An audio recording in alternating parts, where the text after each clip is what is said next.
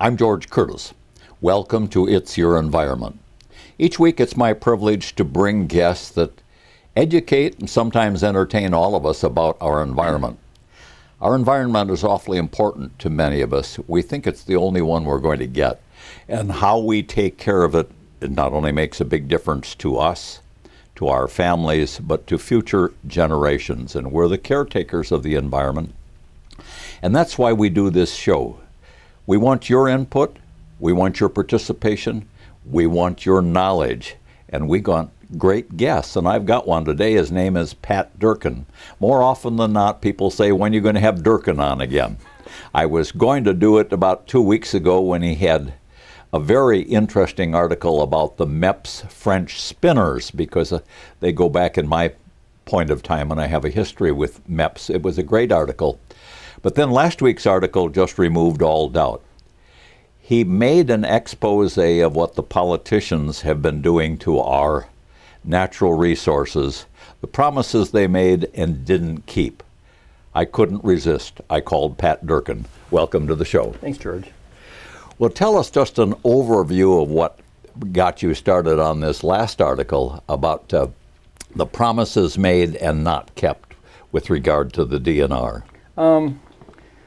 I'm a real cataloger, and over the years, I've been writing my column in the newspapers now since 1984, and my big claim to fame, the thing I brag about most, is that in that time I've never missed a week. And if I missed a week, I forgot what it was, but I can pretty much go back in my computer, and I keep an index of every article I've written in that time. And I was really hoping back in 2012 or so, when Scott Walker had this deer trustee process started, that we'd see some real change in the way our deer management programs are going, and I was kind of giving it the benefit of the doubt that something would happen this time. But then, as so often happens, you go back a year or two down the road and realize, no, the system we might have had a good idea here, but now it's been once again kind of taken away from us, hijacked, and the things we had kind of been hoping for didn't happen. All the work that people put in, these committees that they set up to get citizen input, wasn't happening. But so what was interesting though is I just started looking then in my index over the years of all the different things I've written about that really were disappointments in the last 8 years, issues that came up, laws that were passed without very much public review. And a real pattern there just was jumping out, that I thought, if you make a bullet point for each one of these columns, condense those columns into one bullet point, what would you end up with? And I came up with about 25 of them without really thinking too hard. And then I had to condense it because my columns have to fit in about 1,000-word format. And that's still kind of even though most of the stuff now isn't printed in the newspapers, it gets put online. But the newspaper still has their slot for the print edition, so they give me about 1,000 words. And so anyway, I boiled those 25 down in the 21 items. And I actually miscounted at one point. I think I wrote 22. I had to send a quick correction saying it was actually 21, because I remember I condensed one of the final ones down into one. So anyway, that's where it came from. Was I just went back in my own files and pulled out columns, reread them, and condensed them down into these bullet points of different things that just I don't think are really good for our long-term environment in Wisconsin.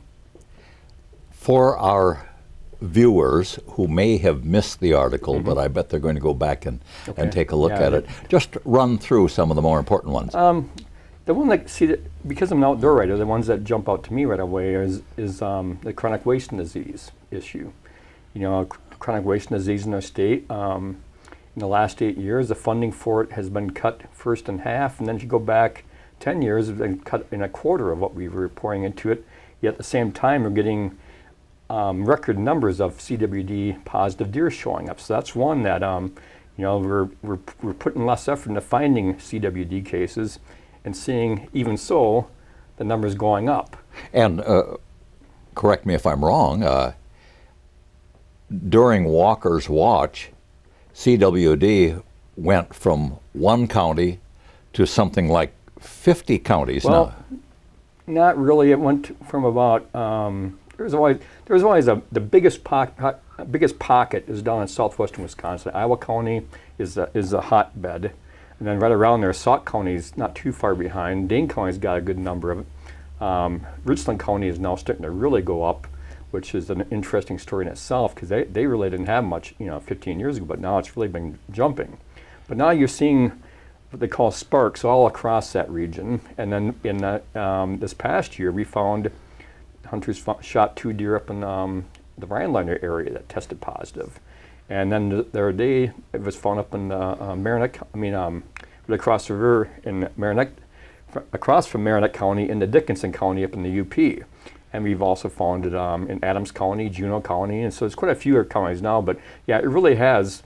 This is, I don't think you can blame the disease itself on the Walker administration, but we can blame the fact that they just have not been paying attention to it. They're acting like if you just ignore it, take a passive approach that it would just kind of stay at these low levels. Well, they were dead wrong. I mean, it's been the scientists kept trying to tell everyone through the 2002 through 2010 that might not look like it's doing much, but it won't be too long and it'll start doing this big slope. And the administration and the administration didn't buy that. Sure, and they've applied less and less money each year to combating something that could destroy our entire whitetail herd. Definitely. What are some of your other bullet points? I thought they were all great. Yeah, another one that comes up is the whole one that really just grinds on me is that I think of these people over in Kewaunee County who have to go for drinking water, have to go in to the high school and they have a kiosk set up to get drinking water because when they turn their faucets on in some of these areas over there, their private wells are so contaminated with agricultural runoff and even in some cases human sewage that they can't drink their own water that they get out of their wells. And I think that's just, to me, criminal that we have this going on, that people have to do this and that people aren't upset about that. I mean, at least our elected representatives aren't so mad that they don't do something about it and go up there and say, what can we do about this to cut off this thing? And a lot of it does come back to this agricultural runoff from these big, they call it concentrated animal feeding operations. So that's another one. Take a break. Yeah. We've need to recognize the fact that we're on time and you've got so much to do. But when we come back, I want you to continue on the water discussion because there is nothing as important to Wisconsin as water, the Great Lakes and our groundwater and our surface water and our rivers and things like that. And when we come back, I'm going to ask you a little bit about what's happening to the water in the sand country of central Wisconsin, definitely, where our lakes are disappearing. Right. We'll be right back. Welcome back to It's Your Environment. My guest today is Pat Durkin, longtime outdoor writer, and one of my favorite people to find out what is going on, piercing through the politics, not picking one party over the other, but getting to the truth. We were talking about water. Mm-hmm. Water is how important to the state of Wisconsin. Yeah, my dad used to always say, you remember about 20 years ago or so, we had this big fight about letting Perrier and the Central Waters area to send down these high capacity wells and pump out this pure Wisconsin water and sell it. And I remember my dad always saying, what's more important in the long run, oil or water? Humans have gotten along fine throughout their existence without, refined oils. But, what do you do without water?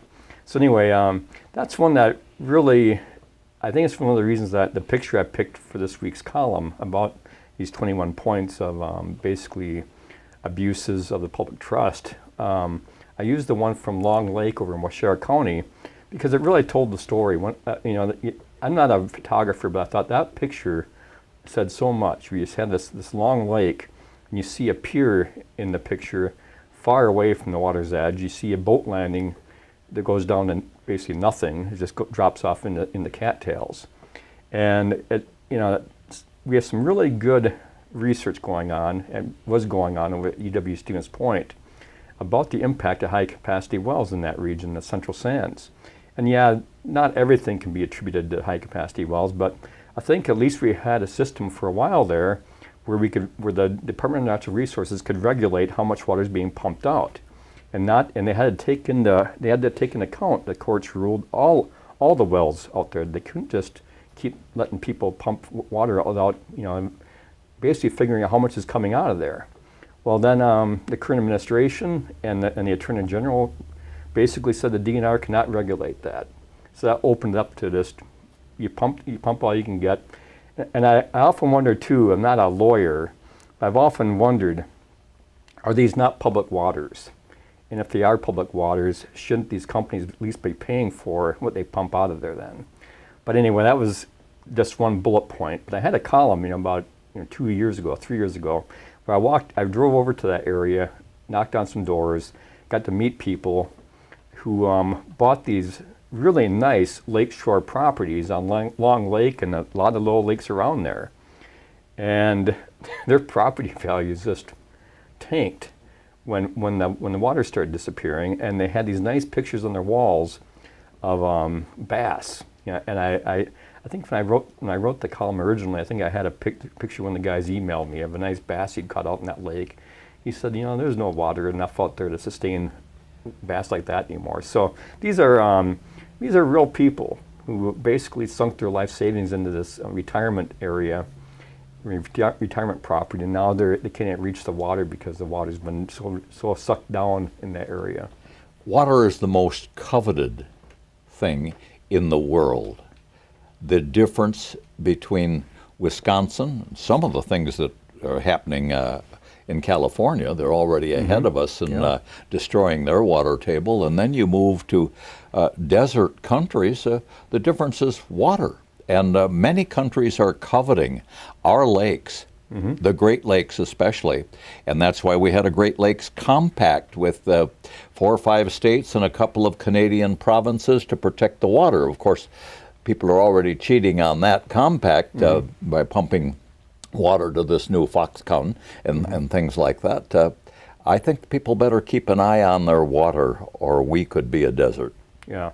Well, the one thing I find, just on a personal level, different friends of mine over the years who moved away from Wisconsin to other states, the one thing they talk about so often is when they come back to Wisconsin, it hits them how many wonderful lakes we have, how many wonderful rivers we have, and yet we have now worries where there's streams up in Kewaunee County. While these people are having problems getting drinking water, there's now streams where they're now being, these beautiful trout streams are now being really tainted bad by some of the runoff in that area. Well, we've talked about deer, we've talked about water, but you had some other important bullet points in your article. Can you cover a few of them? Well, you're testing my memory already, because I start jumping around like crazy on these topics. Well, I can give you a hint. Something that strikes me is before the politicians took over the DNR, and that isn't necessarily just a Democrat-Republican thing. Definitely. We had a conservation Congress that meant something. We had concerned citizens. We had scientists in the DNR, and the environment was being protected. Now it's all political, and I think very destructive. Your thoughts on that? Yeah, the one thing that I guess there's a number of bullet points I had about where laws are being passed by the legislature on natural resources issues without input from the Department of Natural Resources experts. And the legislature even went to the point where they were actually going into the DNR structure and eliminating jobs. And you think, when has the legislature ever taken it upon itself to target individual jobs, individual people basically, and eliminate their positions? Another thing that this administration has done was tell the DNR, you do not testify in the legislature unless you're invited. And in previous administrations, until this one, the DNR, they basically would, when there was anything before the legislature, they would sit down, at the highest levels and figure out who needs to be down there informing the legislators on these rules, why we need them, why we don't need them, that kind of thing. Given the professional input they were there for. But this administration has really made a point of not even talking to scientists about stuff before they do it, and just doing it by fiat, no real input. They aren't experts themselves, yet they feel like they should be in there and rewriting laws without input from their conservation Congress or the scientists. Well, there was a Florida mining company that wrote a proposed law to reopen mining in northern Wisconsin. The DNR had a half dozen scientists make a study as to whether it was safe or dangerous. The scientists concluded in a study it's as dangerous, it could destroy our ecosystem like it has in many other states. And in spite of the fact that the mining company had contributed over $700,000 to a certain political party, what happened is it got stopped because it was so obviously desecration of our resource for money. But what else happened is that none of those scientists work for the DNR anymore. All of their jobs were reclassified. They weren't fired, they're just, there wasn't any job anymore.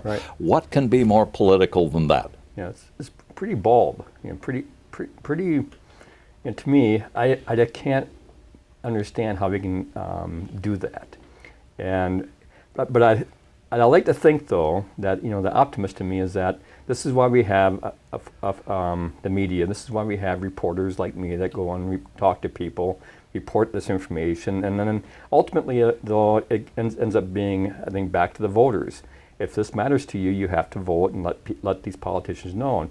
And when I get criticized by various people who always think it's always a bias, they always like to accuse you of bias, and I ask them, well, first of all, did I write something incorrect? Was I factually incorrect? If so, I'll make a correction. I'm human. I do make mistakes, but also I'm pretty careful about it. I'm pretty careful about who I talk to and how I assemble my facts. I don't pull them out of the air. But the other thing I ask them is, are you as concerned about holding your own elected officials accountable? Do you contact them, let them know that this is not what we want to see done in Wisconsin? Hold that thought, Pat, because when we come back in the last segment, I want to hear what you think we can do to fix it. We'll be right back.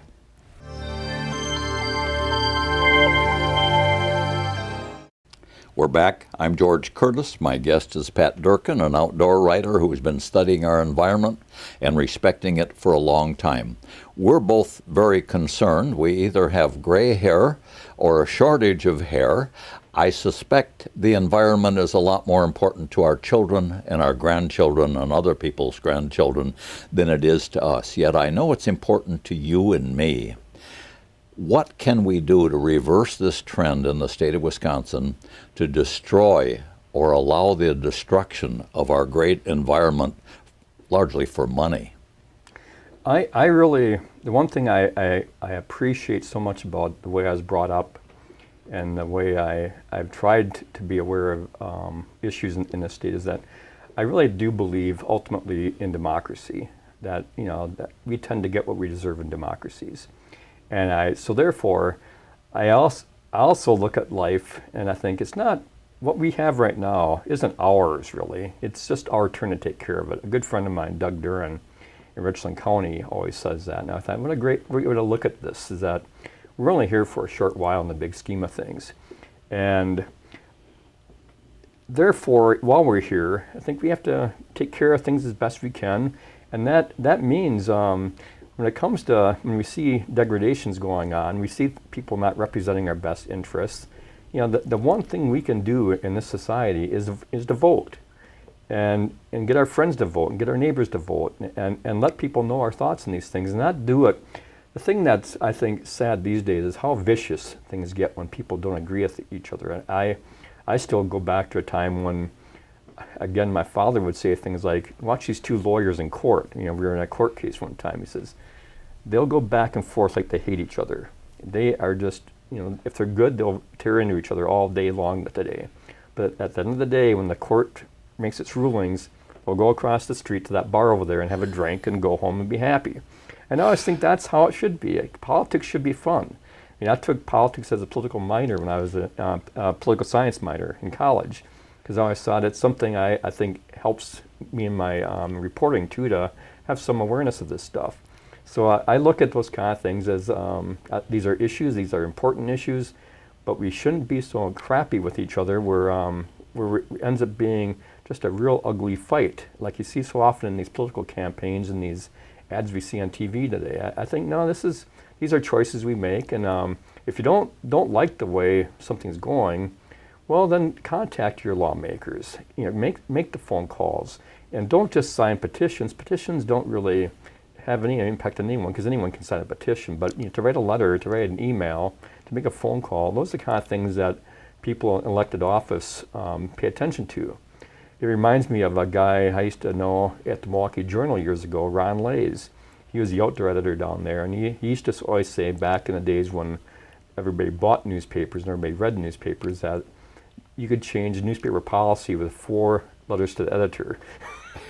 I just thought, that's about right. You get 2, you get 1, big deal. You get 2, you get 3 or 4, well, God, I guess this matters, And that's, I think, that's kind of the way politicians work too. If they're sitting in their office and all they're hearing is crickets, they think what they're doing is fine. But if they start doing things that people object to, and you hold them accountable to it, they start thinking maybe it's more to this than I first realized. Well, you're telling me that this is more about politics, and politics is about money.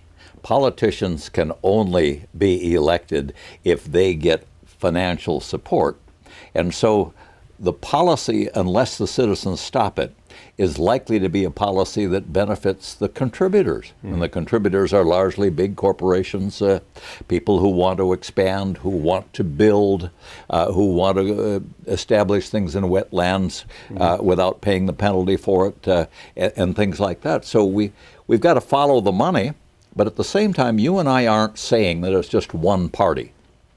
As a matter of fact, right now, it's Republicans that are in nationally as well as statewide, and they're doing a lot of desecration in my opinion. But of course, if the Democrats were in and they got money from supporters for desecrating our national resources, they're perfectly capable of doing it, aren't they? Yeah, and the thing is that I think we all think that what we're seeing today just happens. That just happened to come out this way. I think, no, typically things build to a certain point, and then you get the result. I mean, you hear quite often people who don't like Trump, well, I'll be criticizing Trump and look what he's doing, and other people will say, well, Trump isn't the cause, he's the result. And so if you weren't happy with what we're doing right now, well, maybe it had its roots back in here. And I know I look at the DNR's independence and think, well, it actually started getting chipped away. It's always been, there's always politics at work here, because this is democracy, and people yell and scream, and we do get a chance to fight. We don't get sent to prison for arguing with each other unless we do something physically. And so I guess my point is, if you go back and try to sort things out, it wasn't just one party. It's usually a combination of things escalating, and one party learning how to do things maybe a little bit sneakier, a little bit more effectively. And eventually you get to a point where no one's really happy anymore, and so we have to step back a little bit. I'm concerned, and I think you reference it in your article, about science being taken out of the natural resources process. What's your thought on that? Yeah, I think one reason we have these problems with where it's so easy to pick apart science is that people don't understand the scientific process. What we know today about science is what we know right now. This is the best available science we know for right now. But maybe 50 years from now, when you and I are long gone, people will look back at what we think right now and realize, well, we were on the right path. We weren't quite there yet. And so we'll always be smarter. But if you take science out of the process and you don't put money in the scientific research, you will not get smarter. Science will stagnate. And so to me, the whole obligation we have towards science is to always be funding it, always be funding the research, putting bright people in the laboratories and out into the field to study these things. And we have so much technology now that can really be brought to bear and give us more knowledge than we've ever had before, that it's really shameful when we have all this technology available not to be using it and not to be funding it, and always thinking that we can just ignore it. And I think you can ignore it to a certain, at your own peril. Well, Pat Durkin, we're out of time. As always, it's a pleasure, and as always, I wish we had 3 times the time.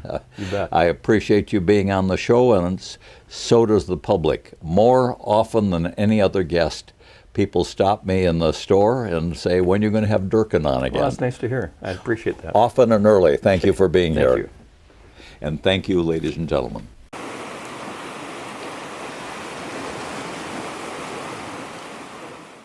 The entanglement between politics and the environment is nothing new. Teddy Roosevelt was probably our first great environmentalist president. Knowles and Nelson, a Republican and a Democrat, did wonders for the state of Wisconsin in spite of their differing political views. It's a personal thing for all of us. We owe it to future generations to make this place better because we were here, and not spend it, not give it away to moneyed interests. Over my life, which is a very short period of time in the great spectrum of things, I have put probably in excess of 1,000 acres in different kinds of programs so that they cannot be built upon, constructed, or destructed, and often at an economic disadvantage that my children, or some of them, have questioned me about. And my answer is, because I didn't own it. I just used it, and I have an obligation to leave it better than I found it. Those are my thoughts. I'm George Curtis, and I thank you for listening and watching.